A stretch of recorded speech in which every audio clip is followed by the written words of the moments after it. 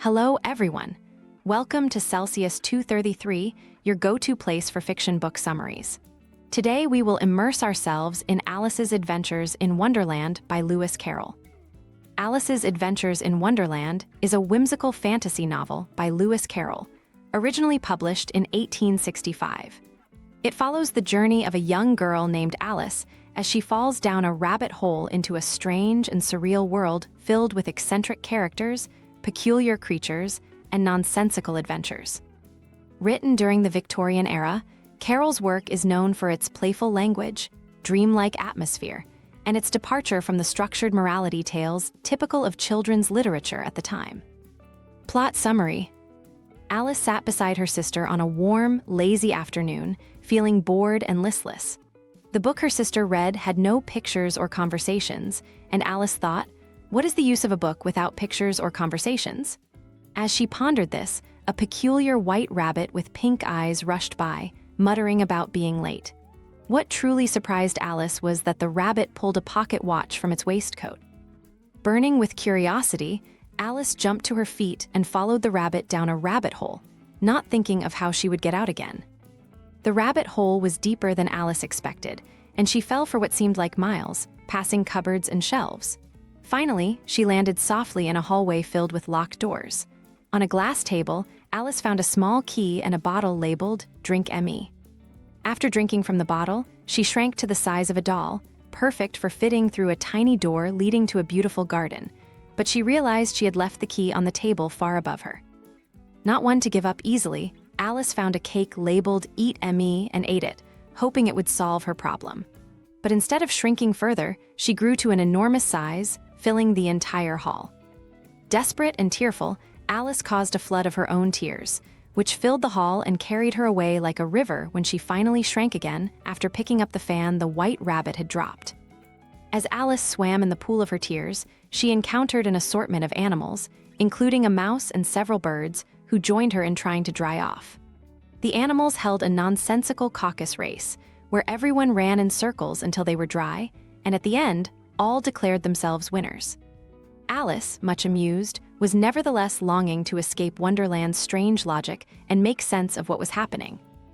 Alice's adventure deepened when she encountered the grinning Cheshire Cat, who appeared and disappeared at will.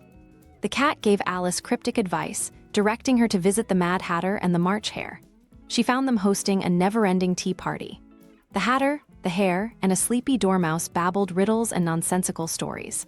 Despite the utter chaos, Alice stayed, bewildered by the absurdity of the tea party's rules, where time had apparently stopped altogether. After leaving the tea party, Alice found herself at the Queen of Hearts' croquet ground. The Queen, a tyrannical figure, ruled Wonderland with a shout of off with their heads, at the slightest offense. She was a volatile ruler, commanding the oddest croquet match Alice had ever seen, where the balls were live hedgehogs, the mallets were flamingos, and the soldiers serving as arches bent over in fear. The game was chaotic, much like everything else in Wonderland, but the Queen's constant threat of execution made it all the more unnerving. The Cheshire Cat reappeared during the game, only his head visible, much to the Queen's frustration. This led to a heated argument between the Queen and the King of Hearts over whether one could decapitate a head without a body. Alice, now entangled in Wonderland's bizarre legal proceedings, was called as a witness in the trial of the Knave of Hearts, who was accused of stealing the Queen's tarts. The trial was as absurd as the rest of Alice's adventures, with witnesses like the Mad Hatter and the Duchess's cook giving nonsensical testimonies. The Queen, determined to have the knave executed regardless of the evidence, became increasingly enraged. When Alice grew back to her full size in the courtroom, her courage grew as well. She finally confronted the Queen, declaring that the trial and the inhabitants of Wonderland were nothing but a pack of cards. As Alice stood defiant, the cards flew up into the air, whirling around her in a frenzy. In the chaos, Alice felt a sharp tug, and suddenly she was back on the riverbank, waking up from what seemed like a strange, wondrous dream. Her sister was still reading quietly beside her, and Alice realized that her adventure in Wonderland had been a fantastical dream, yet it lingered in her mind like a curious echo. She pondered the odd characters she had met, their strange behaviors, and the bizarre logic of Wonderland, marveling at the dream world's vividness. Though her adventure was over, Alice couldn't shake the sense of wonder and curiosity that had drawn her into the rabbit hole. She rose from the grass, thinking of the many adventures that still awaited her. For the world, even without talking rabbits and grinning cats, was full of mysteries yet to be explored.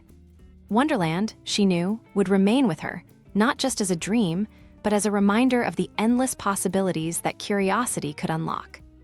That's a wrap for today, but there's more to explore in Alice's Adventures in Wonderland series by Lewis Carroll. Check the description or Celsius 233 to keep the adventure going. Remember, while our summaries capture the essence, they can never replace the full experience of reading the book.